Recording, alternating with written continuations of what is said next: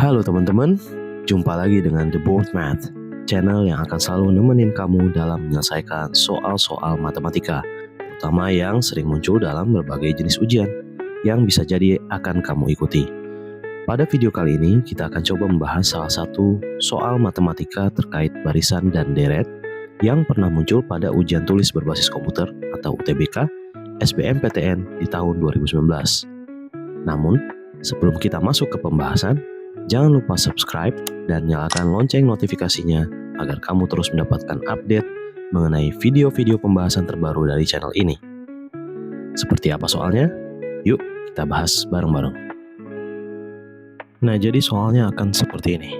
Jika perbandingan suku pertama dan suku ketiga dari suatu barisan aritmetika adalah 2:3, maka perbandingan suku kedua dan suku keempat dari barisan tersebut adalah opsi A 2:3, B 3:4, C 5:7, D 7:8, dan E 5:12. Untuk menentukan suatu elemen dari barisan aritmetika pada urutan tertentu, kita bisa menggunakan formula atau rumus berikut ya.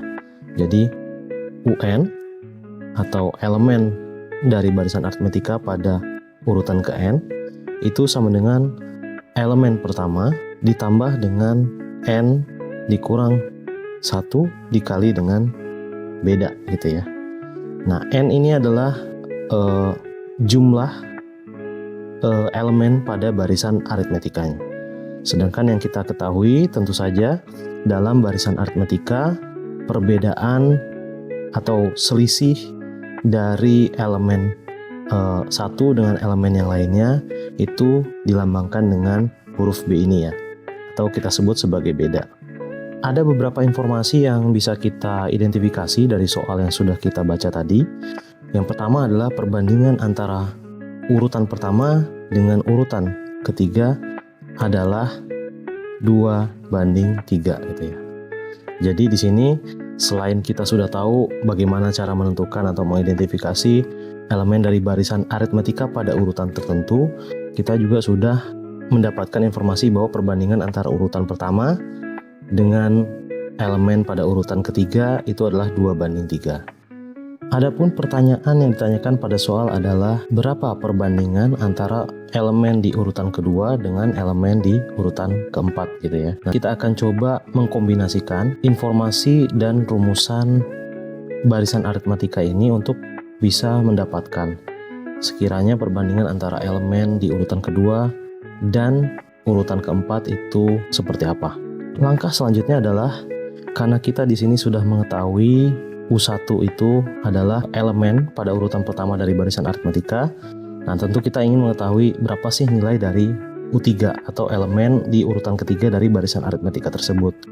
Nah, kita akan coba aplikasikan formula ini untuk menentukan U3-nya gitu ya. Untuk kemudahan perhitungan, kita anggap formula barisan aritmetikanya sebagai persamaan ke-1. Sedangkan informasi perbandingan antara elemen pada urutan pertama dibandingkan dengan elemen pada urutan ketiga adalah sebagai persamaan kedua. Nah, di sini kita sudah punya dua persamaan yang akan kita gunakan untuk menentukan nilai U3. Jadi, untuk menentukan nilai U3, kita bisa aplikasikan persamaan yang pertama, di mana kita akan menjumlahkan elemen pada urutan pertama atau U1 ditambah dengan, karena n-nya sama dengan 3, kita bisa substitusikan nilai 3 ke dalam n, sehingga n-1 berubah menjadi 3 dikurangi 1 dikali dengan beda, sehingga akan kita dapatkan U1 ditambah dengan 2 kali beda.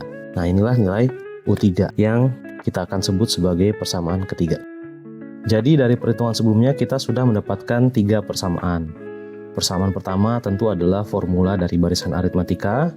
Kemudian persamaan kedua itu adalah informasi perbandingan elemen pertama berbanding elemen ketiga, yaitu 2:3 yang kita dapatkan dari soalnya. Kemudian persamaan ketiga adalah nilai dari elemen ketiga yang kita dapatkan dengan menggunakan persamaan yang pertama. Jadi sejauh ini kita sudah punya 3 persamaan yang bisa membantu kita untuk menyelesaikan soal ini. Lantas langkah berikutnya adalah apa? Langkah berikutnya adalah kita tinggal mensubstitusikan persamaan ketiga ke persamaan yang kedua untuk mengetahui nilai U1 itu berapa gitu ya. U1 berbanding dengan U3 itu sama dengan 2:3. Atau dengan menggunakan persamaan ketiga, kita bisa menulis ulang perbandingan ini sebagai U1 berbanding U1 plus 2B sama dengan 2:3. Kita bisa memproses lebih lanjut dengan cara mengalih silangkan gitu ya. Jadi kalau kita mengalihkan 2 dikali U1 ditambah 2B, itu akan sama dengan 3 dikali dengan U1.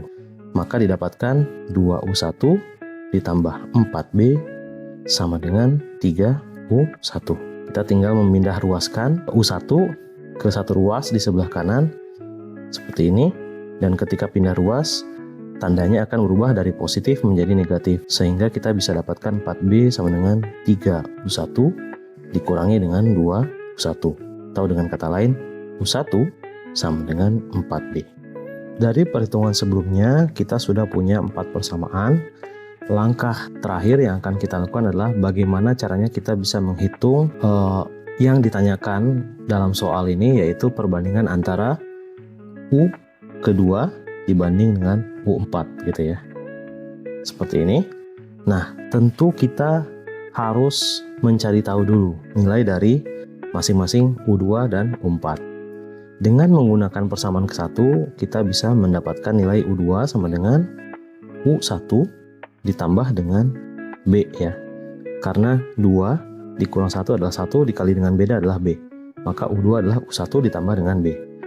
Sedangkan U4 kita bisa dapatkan U1 ditambah dengan 4-nya disubstitusikan ke N, sehingga akan menjadi 4 kurang 1 atau 3 dikali dengan beda, sehingga kita dapatkan 3B seperti ini. Ingat, dari persamaan keempat kita sudah bisa mendapatkan nilai U1. Nah, nilai U1 pada persamaan keempat bisa kita substitusikan untuk menentukan nilai U2 dan U4 supaya bisa kita perbandingkan gitu ya. Nah, kalau kita hitung ulang, maka U2 adalah U1 ditambah dengan B, sedangkan U1 sendiri adalah 4B, sehingga U2 ekivalen dengan 5B. Kita juga bisa melakukan hal yang sama ya. Kita substitusikan persamaan keempat, di mana kita akan mendapatkan 4B ditambah dengan 3B atau 7B. Dengan demikian, perbandingan antara U2 dibanding U4 sama dengan membandingkan 5B dibanding dengan 7B. Ingat, di sini ada B, di sini ada B. Bisa kita coret ya. Sehingga kita bisa dapatkan perbandingan U2 berbanding U4 itu adalah sama dengan 5/7. Demikianlah pembahasan kali ini. Apabila teman-teman memiliki pertanyaan mengenai pembahasan ini, atau mungkin teman-teman memiliki soal-soal lain yang ingin dibahas, feel free untuk mention di kolom komentar. Seperti biasa, jangan lupa like dan subscribe, serta share video ini ke teman-teman lain yang membutuhkan. Sampai jumpa di pembahasan berikutnya. Bye-bye.